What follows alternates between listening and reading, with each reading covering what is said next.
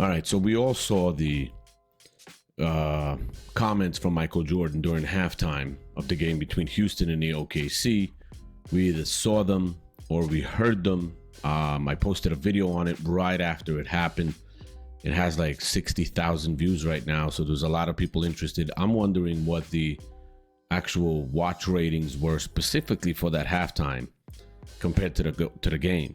You know what I'm saying? Because I think that halftime was watched way more than the actual game, and people just tuned in for halftime to see Michael Jordan talk basketball, and that was interesting. It was very interesting. It was short because it was an introduction, and we'll see what future will bring with those segments with Michael Jordan included. But Michael Jordan, during that little segment, told a story about the owner of a house of Ryder Cup that he was taking part in. The owner of the tournament allowed him to rent his house and asked him to shoot one free throw for his kids. And it was a story. I mean, you know, you could tell stories, but nobody ever has proof that that story was true.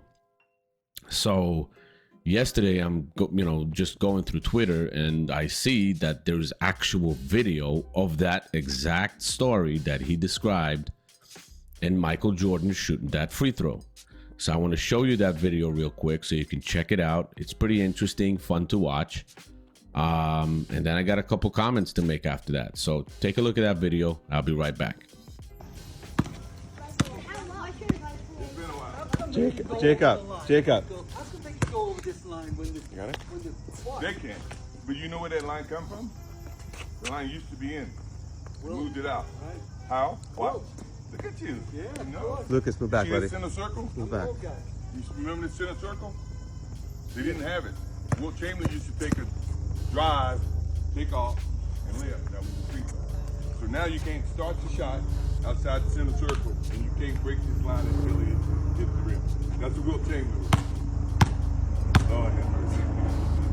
Please make it.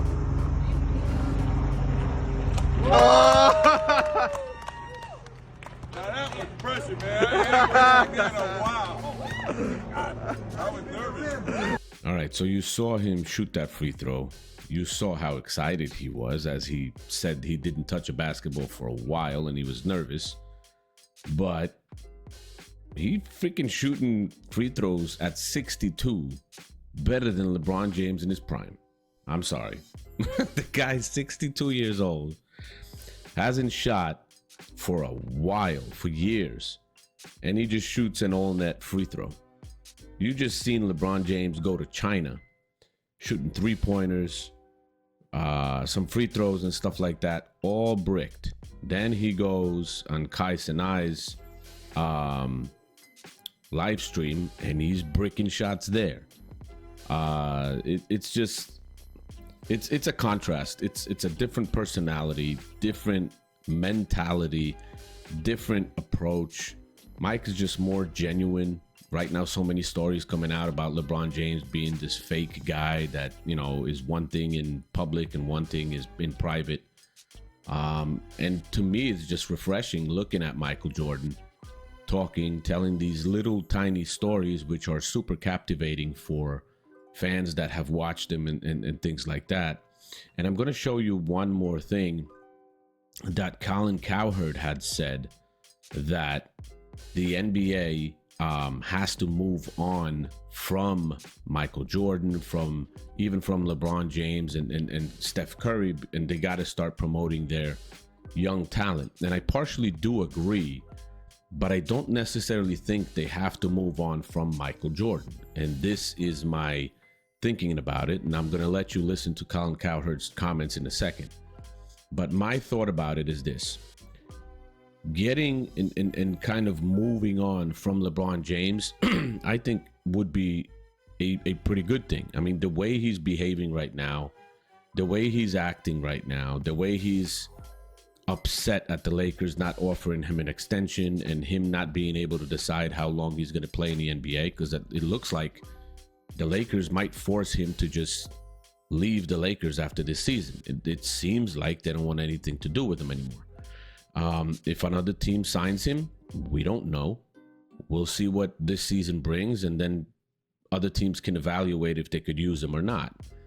But is it worth it at this point with his personality, his character, his requirements, and how much of an input he wants to have on your franchise, especially at that age when you can't really tie his future to a long-term future with your team anymore at that age? So it was interesting what he said, but I think it's better to move on from LeBron for the Lakers and for the NBA, because there's so much negativity around LeBron James coming out right now that it's not really serving the league anymore. And these stories from Michael Jordan of no load management, being a true winner, his conversations, his talks, the way he presented himself, the way he just always made sure to be on the court for people to be able to see him when they came to games. No load management, none of that shenanigans. It's refreshing to people, and I think this is good because it could bring back the same thing to today's basketball. Today's basketball doesn't necessarily have to bring back the 90s rules to be a great game. It just has to bring some toughness, accountability, love for the game, and passion of the players, for the fans to actually see that the players love the game instead of loving the money the game brings them. And I think that's a big difference. And LeBron James has just been, I don't know, his personality, everything is just business. It's not the same thing. And then the comments that he's making in the beginning of his career when he wanted championships and he was thinking of going to Miami and winning many, probably more than Kobe and Jordan, he was all about the ring culture, all about it. Now he switched up because he knows he probably can't tie Kobe, can't tie Michael Jordan, can't beat them. Now ring culture doesn't matter all of a sudden, and just individual stats do. So the guy is just not a genuine guy. Simple as that. So let you listen to Colin Cowherd's statement about this whole thing. It's about 4 minutes, pretty interesting. Some things I agree with, some things I don't. But I'm going to leave it at that. And after that, it's going to be, the video is going to end. And I'm going to see you guys in the next one. Comment section, as always, is open, so you can comment and talk and share your opinions on whatever you just saw and heard. And I'll see you in the next one, guys. Take care. Bye. So let me say this. I thought it was cool that NBC had MJ on their coverage. He's 62. Reminiscing, embracing the good old days. The NBA is falling into a trap that baseball had for about 20 years. Here's a way to play the game. It was way better years ago. And no, it wasn't. That Pacers-Knicks series they made a 30 for 30 on was an ugly free throw shooting contest. Nobody could hit an 18-footer outside of Reggie Miller.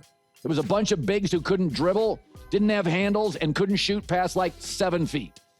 But it made for a great 30 for 30. That it did. But last night, the NBA had 62-year-old MJ in the pregame and was hoping they'd get 40-year-old LeBron and 37-year-old Steph to get TV viewers.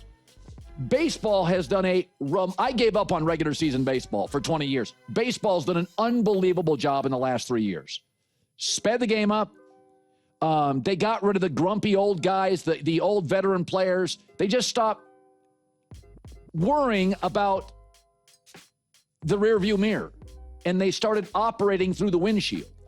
And L.A. De La Cruz, Cal Raleigh, Julio Rodriguez, Ohtani, Betts, Paul Skeens, there is so much young, amazing talent in baseball, and they are creating games in London, the home run derby, a game in a cornfield, events. Like, baseball deserves a ton of credit. For 20 years, I stopped talking about it. The last 2-3 years, I'm totally into baseball. The game's fast. There's more base runners, more stolen bases. You don't have to commit 3.5 hours in the regular season to watch a game. You sit down for 45 minutes, you can get 3 innings if the pitching's good. I like the NBA. I've been watching it since 1972. But they have a little dilemma on their hands, and that is most of the best players are international, and they're not wildly dynamic personalities. They come into the country, head down, sleep, ball, rinse, and repeat. They don't want to do commercials. They don't have big shoe deals. I mean, they have some, but you don't have a Barkley. You don't have an MJ. You don't.